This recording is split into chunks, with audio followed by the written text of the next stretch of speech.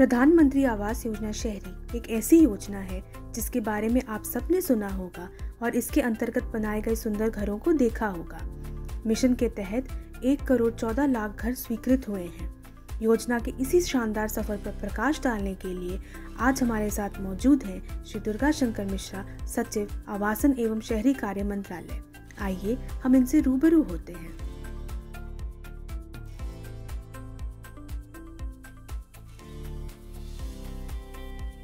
नमस्कार, हमारे इस PMI पॉडकास्ट सीरीज़ का आज पहला एपिसोड है। इस एपिसोड में हमारे साथ आज secretary ministry of housing urban affairs श्रीमान दुर्गा शंकर मिश्रा जी हैं।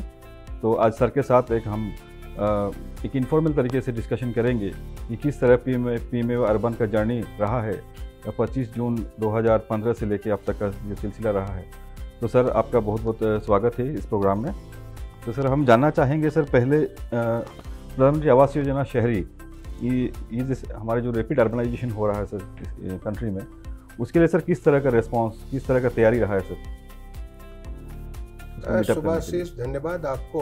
पहले तो मैं बताना चाहूँगा कि जो हमारे शहरों का कितना तेजी से देश में विकास हो रहा है। हमारे देश में जब हम आज़ाद हुए थे तो अर्बन पॉपुलेशन कुछ 16% हुआ करती थी। इनफैक्ट देश की आबादी ही कुल मिलाकर के 32 करोड़ के आसपास थी। जब 2011 का मतगणना हुआ उसमें देश की आबादी का करीब 31% से ज़्यादा यानी लगभग 38 करोड़ आबादी अर्बन एरिया में रहने को पाई गई। और जो हमारा अर्बन एरिया और रूरल एरिया में जो ग्रोथ हुआ, डिकेडल ग्रोथ जिसको कहते हैं, अर्बन एरिया का डिकेडल ग्रोथ कहीं ज़्यादा हुआ। उसको लेके जो प्रोजेक्शंस किए गए उसके मुताबिक आज की तिथि में मैं समझता हूँ कि लगभग देश की अर्बन एरिया की आबादी 46 करोड़ के आसपास होगी और ये आबादी 2030 तक बढ़कर के करीब 60 करोड़ तक पहुँच जाएगी। ये गति के हिसाब से जो वर्ल्ड बैंक प्रोजेक्शंस हैं, हमारी आबादी 2051 की मतगणना में लगभग 88 करोड़ होगी शहरी इलाके में रहने वाली, यानी हम लगभग 40-42 करोड़ आबादी और जोड़ने वाले हैं अपने अर्बन एरिया में। अब आप सोचिए कि शहर में जो कोई आता है, क्यों आता है? अपनी जिंदगी सुधार करने के लिए आता है। उसको बेहतर शिक्षा चाहिए, बेहतर स्वास्थ्य चाहिए, बेहतर खान पान चाहिए, बेहतर उसको व्यवसाय का साधन चाहिए, यानी जिंदगी को और सुधार करके बेहतर करने के लिए आता है।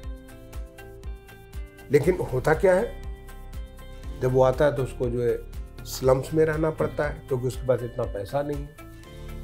इनफॉर्मल सेटलमेंट में रहना पड़ता है। उसको जो लंबा दूरी तक वहाँ पे एक पोल्यूशन, जो हम अगर देखेंगे वर्ल्ड हेल्थ ऑर्गेनाइजेशन का जो पोल्यूशन का जो रिपोर्ट आती है, दुनिया के 20 टॉप शहरों में 17 शहर हिंदुस्तान के थे। यानी जब लंबा अवधि तक वो साइकिल से या पैदल जब चलता है तो उस पोल्यूशन से एक्सपोज होता है, उसके स्वास्थ्य के ऊपर बुरा असर पड़ता है। शहरों में कंजेशन होता है, आपको अगर मुश्किल से 10 किलोमीटर चलना है उसके लिए 45 मिनट से लेकर 1 घंटा लग जाता है। तो इतने किस्म के चैलेंजेस अभी हाल के समय में तमाम शहरों में बाढ़ आ गई, यहाँ तक कि बॉम्बे जैसे शहर में बाढ़ आ गई, गुड़गांव में बाढ़ आ गई, चेन्नई में बाढ़ आ गई। तो ऐसी बहुत किस्म की चैलेंजेस शहरी इलाके में होते हैं। और जिस प्रकार से हम अभी तक अर्बनाइजेशन के ऊपर जो हमारा रहा, अगर आप देखें पीछे से जो 1951 में हमारा पहला प्लान बना, तब से लेकर के छठे प्लान तक तो अर्बन के बारे में हम चर्चा भी नहीं करते थे। छठे प्लान के बाद छोटा मोटा हमने चर्चा करना चालू किया, लेकिन वास्तव में 2004 के बाद से जो JNNURM, Jawaharlal Nehru national urban renewal mission हुआ, उससे कुछ फोकस बढ़ा अर्बन एरिया के बारे में, लेकिन ये बिल्कुल एडहॉक तदर्थ रूप में था। कोई फोकस नहीं, क्या करना चाहते हैं, क्यों करना चाहते हैं, कैसे सुधार करना चाहते हैं, ऐसा कोई फोकस नहीं था। लेकिन इस बात की मैं तारीफ करूंगा कि पहले बार अर्बन एरिया के बारे में एक इन्वेस्टमेंट प्लान किया गया। लेकिन अगर आप सोचें कि जिस तेजी से अगर हमारा ये अर्बनाइजेशन हो रहा है और होता रहा, और हम अगर ठीक से इसको व्यवस्थित तरीके से नहीं एड्रेस किए, तो शहर में रहने वालों की ज़िंदगी इतनी खराब हो जाएगी कि लोग शहर में आना नहीं चाहेंगे। इसलिए बहुत आवश्यक है कि शहरों के विकास के लिए एक फोकस तरीके से, एक इसका जो एकीकृत तरीके से इसका प्लान बने और इसका डेवलपमेंट हो। इसके बारे में ईसर अहलुवालिया जी की अध्यक्षता में एक कमेटी, हाई लेवल कमेटी बनाएगी। उस कमेटी का अनुमान था कि लगभग 39 लाख करोड़ रुपए खर्च होंगे अगले 30 साल में। ये मैं बता रहा हूँ 2011-12 का रिपोर्ट। उसके बाद मैकेंजी की एक रिपोर्ट आई, लगभग उसी समय में आई, और मैकेंजी के रिपोर्ट में लगभग 50 लाख करोड़ रुपए का अनुमान किया गया। अब इतने बड़े अनुमान, इतना पैसा आएगा कहां से और कैसे ये सब सारा का सारा खर्च होगा? खाली पैसा आने की बात नहीं है, खर्च करने की क्या क्षमता है आप में? शहर वो खर्च कर सकते हैं? क्योंकि JNNURM का जो एक्सपीरियंस ये था कि बहुत सारे कुछ सैंक्शन किए गए, वो काम ही नहीं हो पाए क्योंकि शहरों की क्षमता नहीं थी।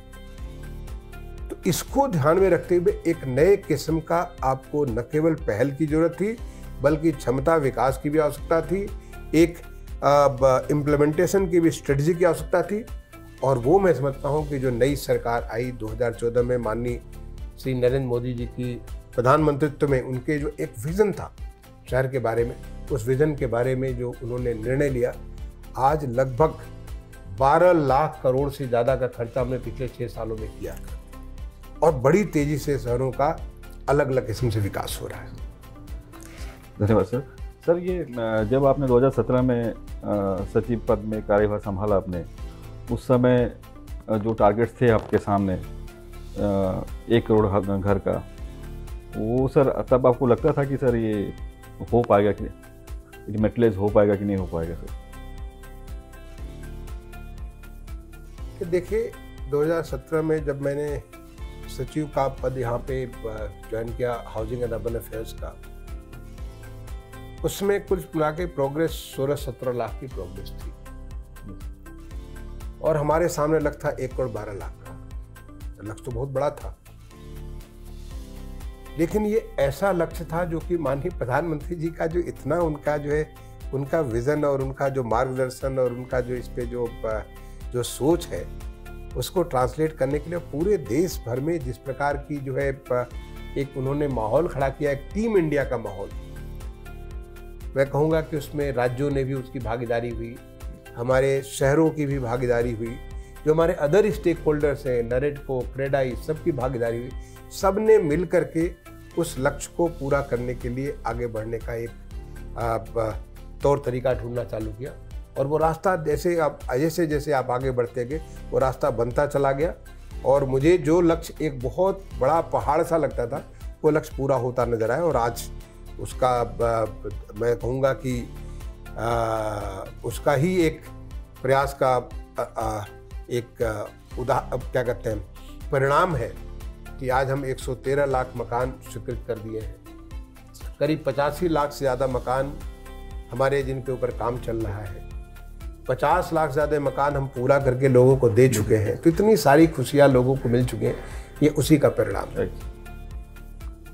सर, माननीय प्रधानमंत्री जी ने शुरू से ही इस स्कीम में काफ़ी इंटरेस्ट दिखाया है, समय समय पर मार्गदर्शन भी किया है।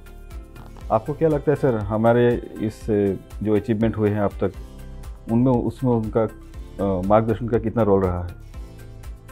मैं तो कहूँगा कि ये स्कीम है ही because of honourable prime minister, क्योंकि मुझे नहीं लगता है कि इस प्रकार की कोई सोच कर भी सकता है, क्योंकि बिल्कुल एक सिहरन हो जाती है कि देश के न केवल ग्रामीण बल्कि ग्रामीण और शहरी दोनों इलाकों में जब देश की आज़ादी का जब हम 75वीं जयंती मनाएं तो हर कोई का अपना पक्का मकान हो, और मकान भी ये चार्ज वाली नहीं, मकान वो जिसके भीतर पीने का पानी हो, जिसमें गैस का चूल्हा हो, जिसमें टॉयलेट हो, जिसमें आपका बिजली हो, ये सब तमाम सुख सुविधाओं के साथ, यानी उस परिवार को एक पंख मिल जाए उड़ने के लिए, जिससे वो पंख मिल करके उस उड़ान जो आर्थिक उड़ान है वो पूरी अच्छे से परिवार कर सके, बच्चे अच्छे से पढ़ सके, माँ का स्वास्थ्य अच्छा हो सके, पिता का स्वास्थ्य अच्छा हो सके, और वो जो आर्थिक व्यवस्था में जो कुछ भी कर रहे हैं उसको बहुत अच्छे से कर सके सर। तो ऐसा जो लक्ष्य, जो इस प्रकार की सोच ही अपने आप में एक बहुत बड़ी चीज़ थी।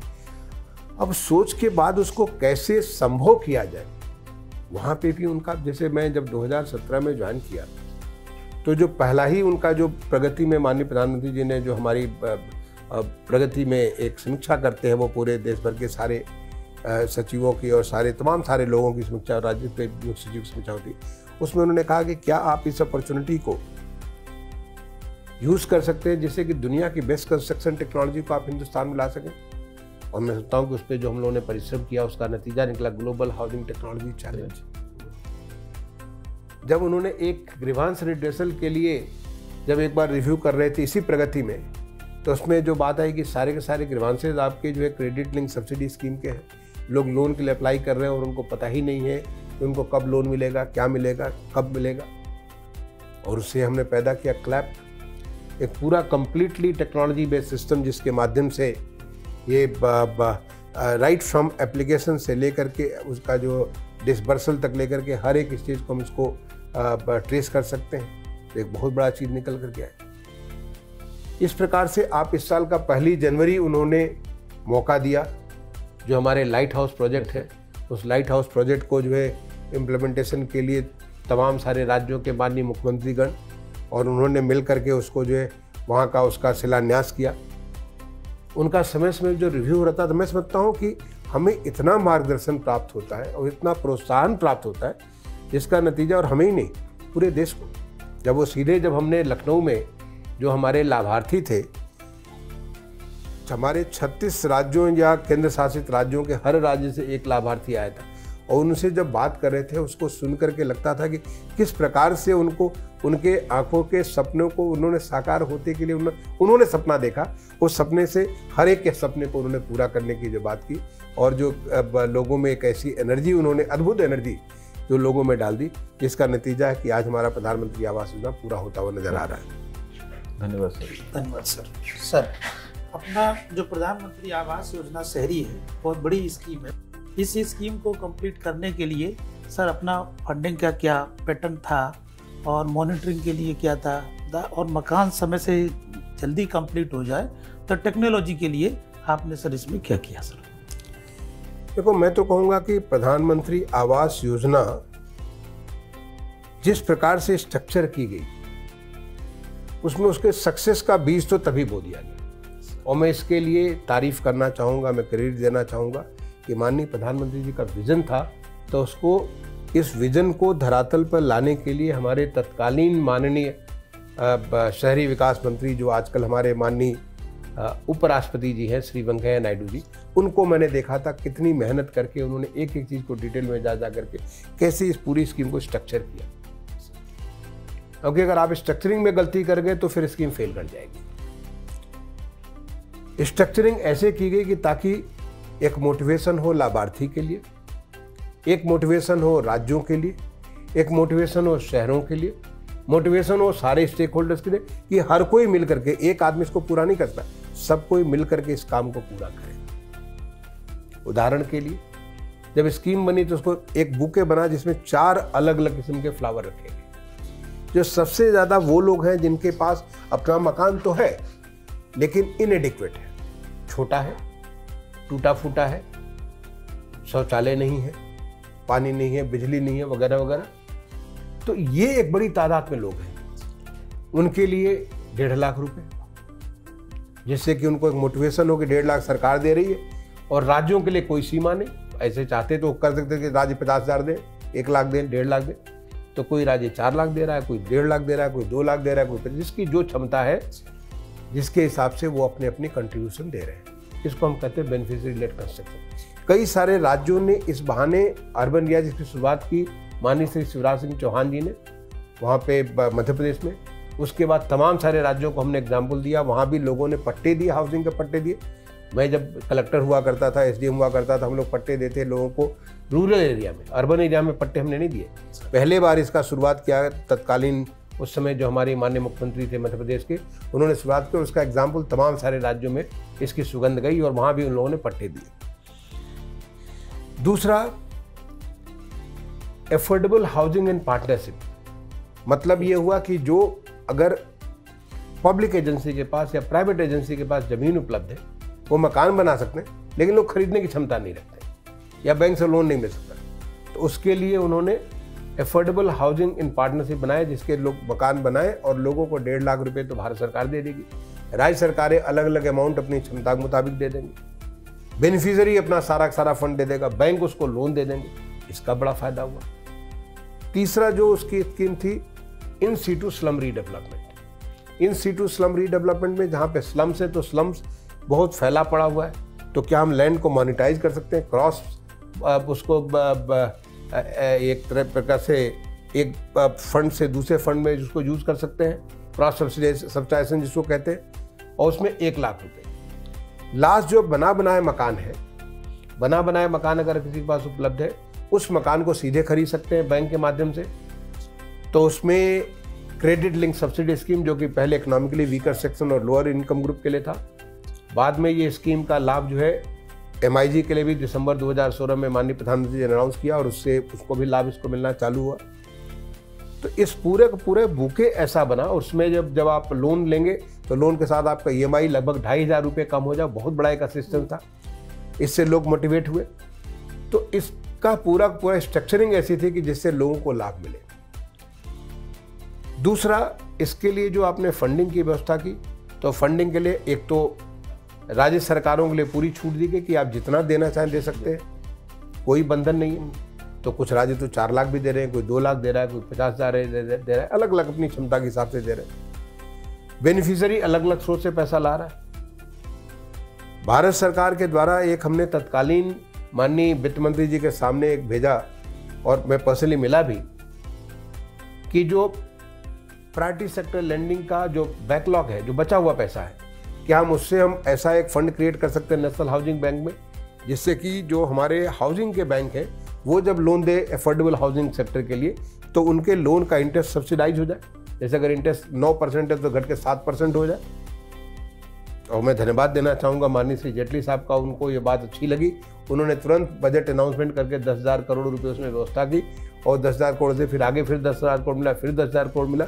उससे हमारा लोन का इंटरेस्ट का रेट कम हो गया।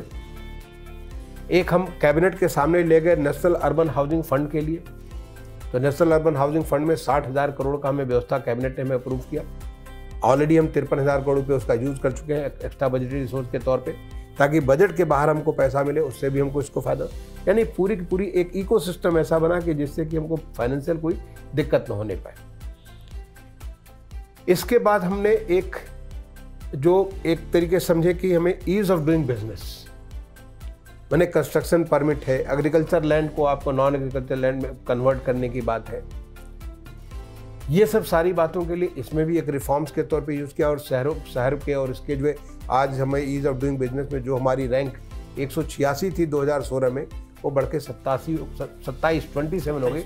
159 रैंक का जो जंप हुआ, ये अपने आप में बहुत बड़ा चैलेंज है। और वो न केवल दिल्ली और मुंबई के लिए, बल्कि आज 2,535 शहरों के लिए, 19 राज्यों या केंद्र शासित राज्यों के सारे शहरों के लिए ये हो चुका है। और मैं सोचता हूँ सारे राज्यों के सारे शहरों के लिए बहुत जल्दी पूरा हो जाएगा। तो एक पूरा इकोसिस्टम ऐसा बना जिससे इसका फायदा हो। बजट में जो तमाम किस्म के अनाउंसमेंट किए गए, उन बजट के अनाउंसमेंट से फायदा हुआ। तो एक जैसे कि चाहे वो हमारे फिस्कल हो, इनकम टैक्स की जो छूट दी गई हो अफोर्डेबल हाउसिंग सेक्टर के लिए, या इसको इंफ्रास्ट्रक्चर के रूप का स्टेटस दिया गया हो, इंडस्ट्री का स्टेटस दिया गया हो, जो GST में इसमें छूट, हर एक चीज़ का फ़ायदा हुआ, जिसकी वजह से हमारा क्रेडाई और नरेटको या और तमाम सारे लोग सब सारे के सारे इसको जुड़ गए। इसका भी हमें बहुत सारा फ़ायदा हुआ। जहाँ तक कैपेसिटी बिल्डिंग का सवाल है, IT का हमने बहुत प्रयोग किया। IT को यूज़ करके लोगों की कैपेसिटी बिल्ड करके, क्योंकि ये बहुत बड़ा चैलेंज है। अगर लोगों में कैपेसिटी नहीं है तो कैसे बनाएंगे मकान।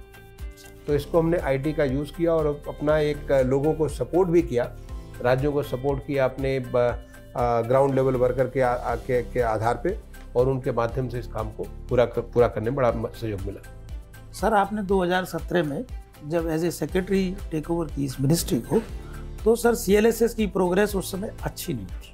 आज की डेट में CLSS 16 लाख से एबव बेनिफिशरीज उसमें बेनिफिट ले चुके हैं।